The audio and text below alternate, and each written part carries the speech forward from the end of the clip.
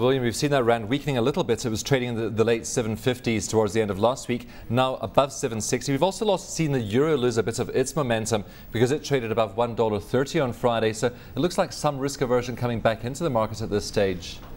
Yes, unfortunately we had the debt scenario in Hungary unfolding, and that put the halt on any current strengthening scenarios in Euroland, but that seems to have run its course, and this morning from the lows we've seen the euro strengthen just a tad, say 50 points, and on the back of that we saw the rand weakening, and although we're in a very stable market this afternoon, we've traded up from 760 to 765.50, and all eyes appear to be, as you alluded to earlier, the impending ECB council meeting, as well as the as the SARB MPC, and I think all the global expectations would be unchanged on both those scenarios.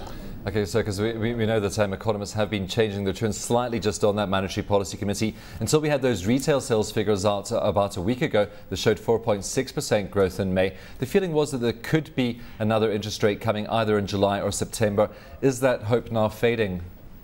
Well, I think that those retail figures that you alluded to, they basically put the scuppers underneath this scenario for a cut in this MPC, and I think it will be prudent of the Reserve Bank and Mr. Marcus to have a look and see how this progresses. At this stage, as I say, the expectations where the retail sales would have been around 3.5, 3.6%, and when they came out at 4.6, I think that put paid to any hopes of a cut on this specific MPC. Well, just looking at some of that euro strength we saw towards the end of last week, and of course, notwithstanding what's happened in Hungary this morning, we had China's premier reiterating his support for the euro. Of course, China was a big buyer of Spanish bonds at last week's auction, and we also had successful Greek and Portuguese bond auctions last week. Has this changed the dynamics slightly for the euro in the short term, in your view, William?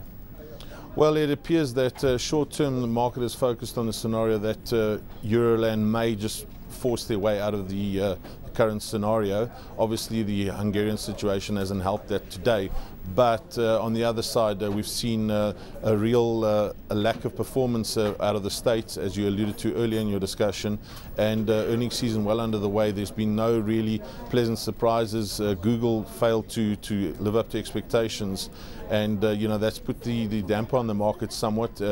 Locally, as you also mentioned, the stock exchange was slightly down, but you know, given this morning's scenario, it's probably not all that unexpected or a massive surprise at this stage.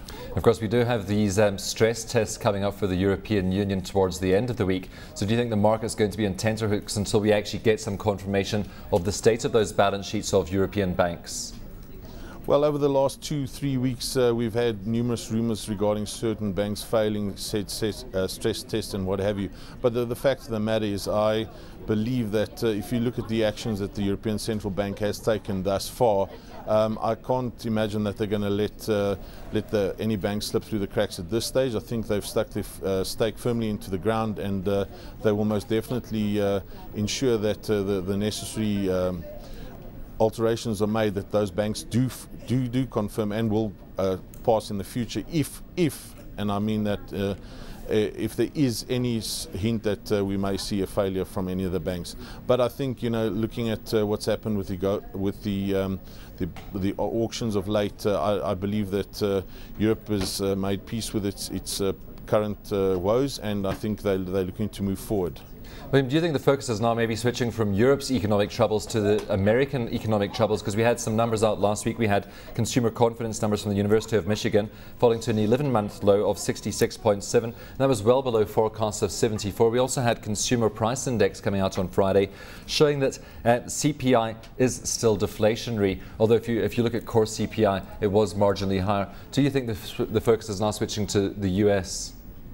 Yes, unquestionably, I think the markets have made much ado about Europe's scenario, and then on retrospectively, when they started analysing what's going on in the States, we realised that they just is in deeper trouble as anyone else, and I don't think it's going to be, well, the Fed's alluded to it, it's not going to be an easy way out of this. It's going to be a long, gradual process for us to recover, and you know, it's become a global problem, and no one's isolated from it. How do you expect the rand to perform in the meantime, William? I think for the moment, the rand is going to be held in a range until we see some sort of indications from the MPC. As I said, I don't expect any cuts in that regard. So we probably expect to trade very much in a range going into the end of the week. And I think the markets will look to analyze any comments Mrs. Marcus makes. And we'll probably see, if we see any action, will be on Friday after MPC and after the European Central Bank.